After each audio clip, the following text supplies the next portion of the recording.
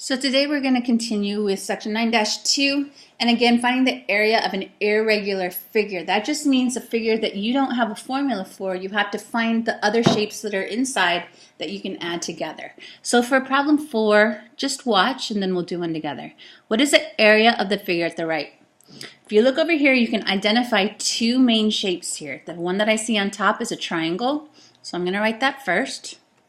And I'm going to find the area of that triangle. And then I'm going to add to it the area of the square. I know it's a square because all four sides are equal. They all have the same markings. So all I have to do is find two separate areas and then add them together.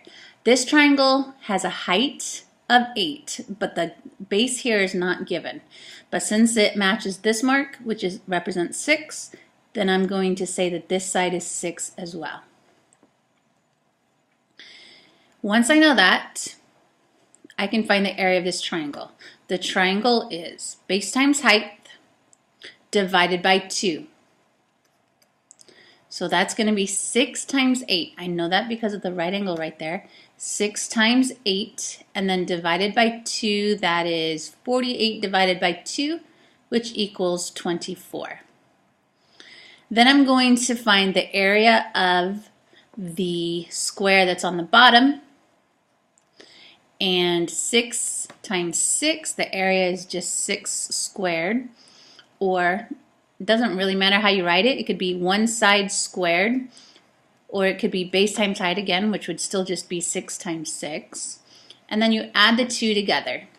24 plus 36. 24 plus 36.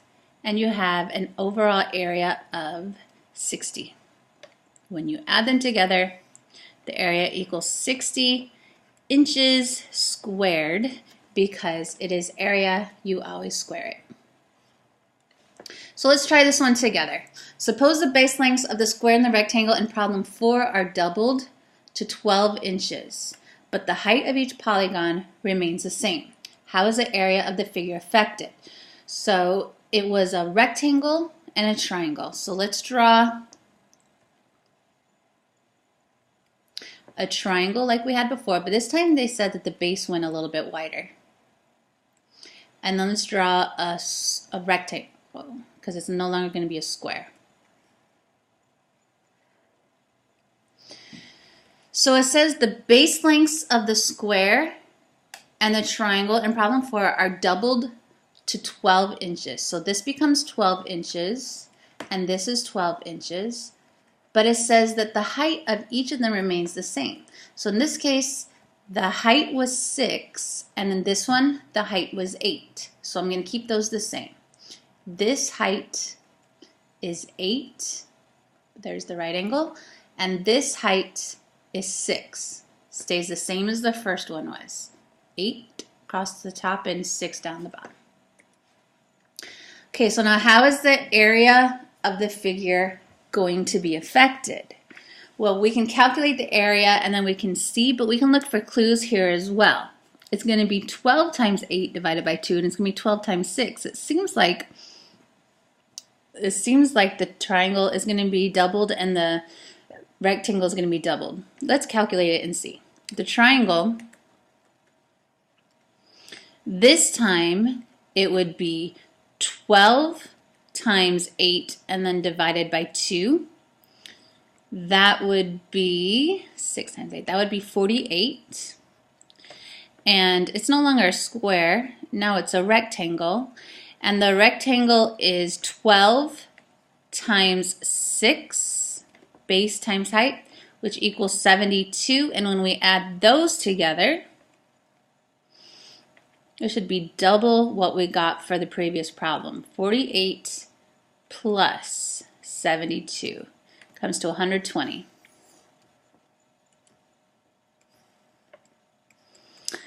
Inches squared. So yeah, when you double the bases, you end up doubling the whole area. The previous one was 60 inches squared. This one is 120 inches squared. So the next one I want you to try on your own. It's the same picture, but they have 3 different questions about it. Urban design. A bakery has a 50-foot by 31-foot parking lot. So the entire parking lot is 31 feet wide and 50 feet long. The 4 parking spaces are parallelograms with the same dimensions. Here it says it's 10 feet, 10 feet, 10 feet, 10 feet. And the driving region is a rectangle, and the 2 areas for flowers are triangles with the exact same dimensions. These are the flowers, so these are congruent. They're going to have the same dimensions. This rectangle is 15 feet here. How much space is there from here to here then? Think about all the parts that you know and what's missing. I'm going to ask you to find the area of the paved surface by adding the areas of the driving regions and the 4 parking spaces. So you have 1 rectangle here. That's where people drive. But then you have 4 parallelograms plus parallelogram. But since they all have the same dimensions, I'm going to multiply it by 4. Parallelogram times 4. Okay, so once you find the area of 1 parallelogram, multiply it by 4. But we still have a problem. We don't know the height of each of these parallelograms. We know the bases are 10. So take a second before I tell you and see if you can come up with it. From top to bottom is 31, and from bottom to this spot is 15. So what would the remainder of all these heights have to be? Hopefully you realized then that the dimensions across here would end up coming to 16, because 31 minus 15 equals 16. So the height from here to here is 16, from here to here is 16. For each of these parallelograms, the height would be 16. Now, what about the flower bed? What's the dimensions right here? If you've got 10, 10, 10, and 10, how would you find this missing part? Think about it for a second. Hit pause till you come up with the answer. Okay, so all the way across is 50, but we've got 10, 10, 10, and 10. That makes 40, so what's left over right here? Another 10.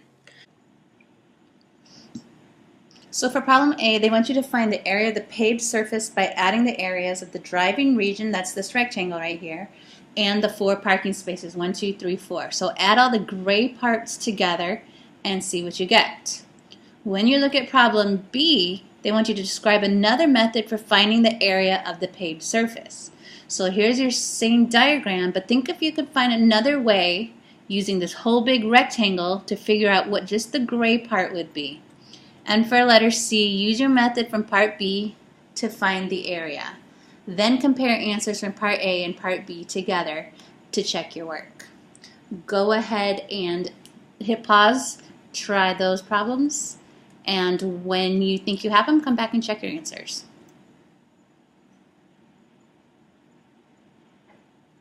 Okay, so for problem A, if you add all those parts together, you should have had 1,390 feet squared. The rectangle is 50 times 15. So I would make that 15 times 50. That one came to 750 right here. And then I have parallelograms, which I'm going to multiply by 4, whatever answer I get. So the 750 represents this whole big area right in here. But each of these parallelograms is 10 by 16. All the way down here is 16 each time. So I'm going to multiply 10 times 16 for each parallelogram. I already know that's 160. So 160, I have to do my PEMDAS, 160 times 4. 160 times 4, we get 640. And to that, we're supposed to add our rectangle of 750. And you would have your 1390. 1,390 feet squared. Okay, but then for part 2, or letter B, they asked you to try to think of another way. Try to find it besides adding. So what you could have done is you could have done subtracting. The whole rectangle on the outside, it's almost all of that gray area. There's just these little tiny flower beds that are different. So you could have tried doing the rectangle of the whole lot minus what two things could you take away from that and have only gray remaining. You could have this part taken away and this part taken away. You could subtract the two triangles minus the triangles times 2. So that's another way you could have done it. So when you try that for letter C, what you end up coming up with is the rectangle, the whole entire rectangle this time, not just the one on the bottom. The rectangle minus the triangles times 2. And we'll remember the dimensions that we had from the first screen. This whole entire rectangle is 31 times 50. So we're going to try finding the whole entire rectangle first. That's this right here. That's 50 by 31. So 50 times 31 is my rectangle. 50 times 31, and from that we have 1550. And from that we're going to subtract two triangles, whatever I have for the triangle, and then it's times 2. So this triangle, we already decided earlier, it has a base of 10 and a height of 16. So for that triangle, I'm going to do 16 times 10, and then I'm going to divide by 2 because that's what you do for triangles. Okay, I could do that, but I can also see that the 2's can cancel, so I've got 160. So I do 1550 minus 160. And it comes to the same answer, 1,390 feet squared. So in all these kinds of problems, there's usually more than one way to do it. By the way, I had one triangle here and one triangle here. That's why there were 2 of them that we subtracted.